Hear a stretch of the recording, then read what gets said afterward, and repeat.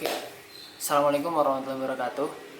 Halo semuanya, perkenalkan nama saya Faza Munadi Iman. Sorry, biasalah ya. Oke, di sini saya akan mengajak teman-teman semua kepada suatu tempat di mana tempat tersebut adalah pusatnya kegiatan eksportir importin atau kegiatan-kegiatan para pengusaha.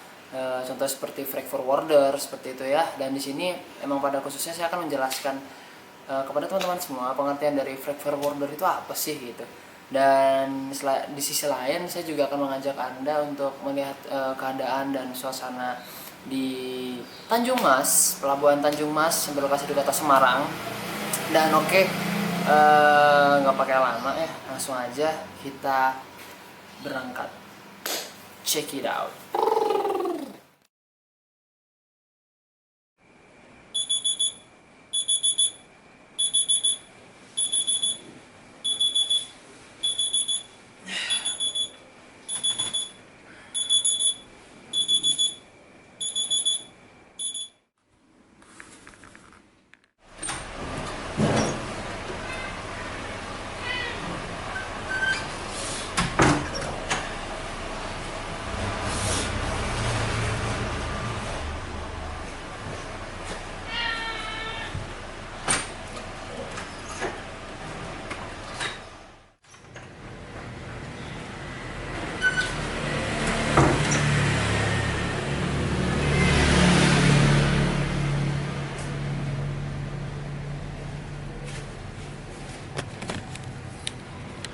Oke guys, rock and roll.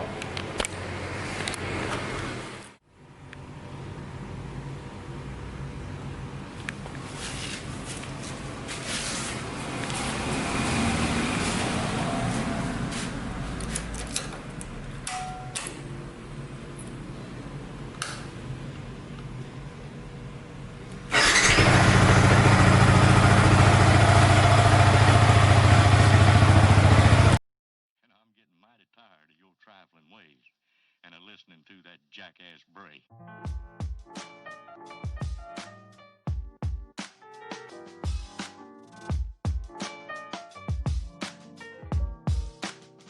For all time's sake.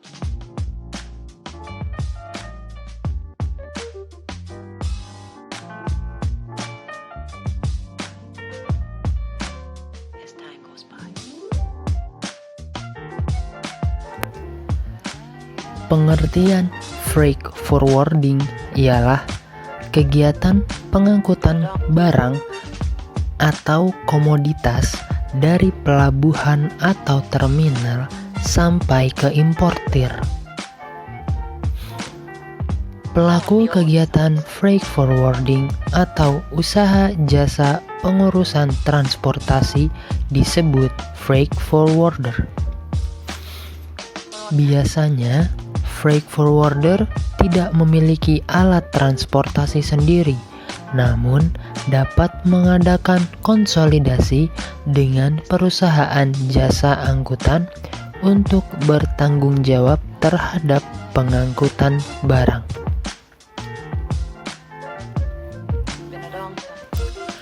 Dalam mengeluarkan maupun memasukkan barang ke kapal, baik eksportir maupun importir sering menggunakan jasa dari EMKL atau singkatan dari ekspedisi muatan kapal laut dan menggunakan freight forwarder.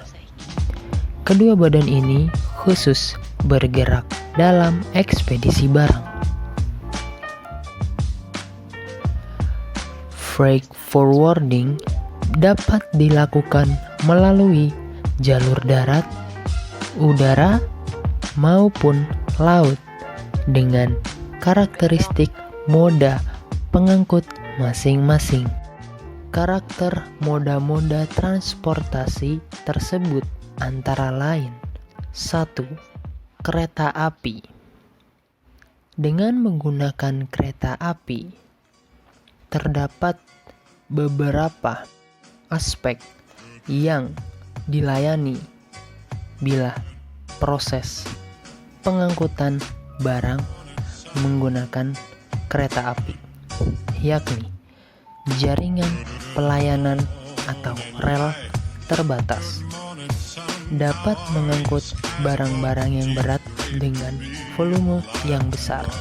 Kemudian ongkos murah, cenderung lambat, variabilitas delivery time cukup besar.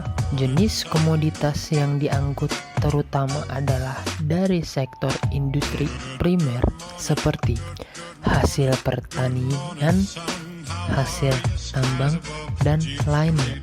Karakteristik barang yang diangkut ialah yang tidak mudah rusak karena kemampuan handling kereta api kurang baik. Kemudian yang kedua adalah terdapat kelebihan dan kekurangan bila kita menggunakan moda transportasi truk. Pertama, jaringan pelayanan tidak terbatas, dapat mengangkut barang-barang yang cukup berat tetapi dengan ukuran barang yang dibatasi oleh kondisi prasarana fisik jalan. Kemudian ongkos lebih mahal dari kereta api. Performansi delivery time lebih baik daripada kereta api dan variabilitas delivery time tidak sebesar kereta api. Kemudian jenis komoditas yang dapat diangkut lebih beragam dan handlingnya cukup aman. Dan yang ketiga moda transportasi yaitu kapal laut. Jaringan pelayanannya sangat terbatas.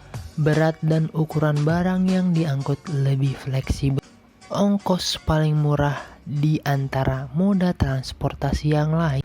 Performansi delivery time paling buruk karena lambat dan variabilitasnya besar. Jenis barang yang diangkut bisa apa saja. Karakteristik barang yang diangkut yang tidak mudah rusak. Kemudian yang terakhir menggunakan moda transportasi pesawat. Berikut adalah kelebihan dan kekurangannya bila proses logistik ini menggunakan moda transportasi pesawat. Pertama, jaringan pelayanannya itu terbatas dan kemudian barang yang diangkut ringan dan ukurannya kecil. Paling mahal dibanding moda transportasi lain. Performansi delivery time-nya baik dan variabilitasnya kecil. Dan yang terakhir, sistem handlingnya paling baik sehingga bisa mengangkut barang-barang yang mudah rusak. Jadi, freight forwarder itu adalah perusahaan yang bergerak ke dalam bidang mengurusi pengiriman dan penerimaan barang, ekspor dan impor. Freight forwarder ini bisa dikatakan sebagai agen shipping, agen atau carrier. Mereka menawarkan jasa pengiriman atau penerimaan kargo baik untuk ekspor maupun impor dengan menggunakan servis udara atau laut dan tentunya memiliki berbagai variasi harga dan servis pelayanan. Artinya, servis pengiriman yang ditawarkan oleh freight forwarder itu jauh lebih bervariasi daripada shipping agent. Freight forwarder itu memiliki banyak kerjasama dengan para shipping agent. Mereka memiliki kontrak kerja dengan para shipping agent. Oleh karena itu, sangatlah wajar jika freight forwarder dapat memberikan variasi penawaran harga dan schedule kapal atau pesawat yang berbeda-beda kepada customernya. Jika freight forwarder itu adalah sebuah perusahaan, maka tentu mereka akan membuka kantor cabang di setiap kota-kota pelabuhan di penjuru dunia. Hanya saja, sangat jarang perusahaan forwarder yang berskala besar. Paling besar, mereka hanya memiliki perwakilan kantor cabang mereka di beberapa kota besar di negara besar saja. Permisalan cara kerjanya adalah, jadi semisal kita pakai jasa freight forwarder, namanya misalnya PT Jasa Logistik Nusantara yang berlokasi di Jakarta, maka agen yang nantinya akan mengurusi kargo kiriman kita di USA atau Amerika Serikat adalah PT Comfortable misalnya. Kenapa bisa begini? Karena PT Jasa Logistik Nusantara ini memiliki kerjasama dengan agen di USA yang bernama PT Comfortable. Oke, begitulah tadi suasana dari kegiatan Tanjung Mas di Semarang. mungkin teman-teman bisa menyimpulkan sendiri dan teman-teman bisa melihat apa saja kegiatan yang berada di Tanjung Mas itu sendiri. Dan semoga apa yang saya berikan kepada teman-teman semua memberikan manfaat yang baik tentunya, amin. Dan semoga juga teman-teman bisa menambah wawasan teman-teman secara lebih luas tentang apa itu freight forwarder, freight forwarding, kemudian bagaimana kerjanya, bagaimana sistem. Mohon maaf guys, rada ramai karena ini saya di teras jadi banyak motor yang berlalu lalang. Oke, mungkin sekiranya itu sudah cukup ya, semoga memberikan manfaat aja intinya. Dan saya mohon maaf sebesar-besarnya kalau misalnya masih banyak yang salah karena ya saya sendiri masih newbie. Oke, mohon maaf, terima kasih. Assalamualaikum warahmatullahi wabarakatuh.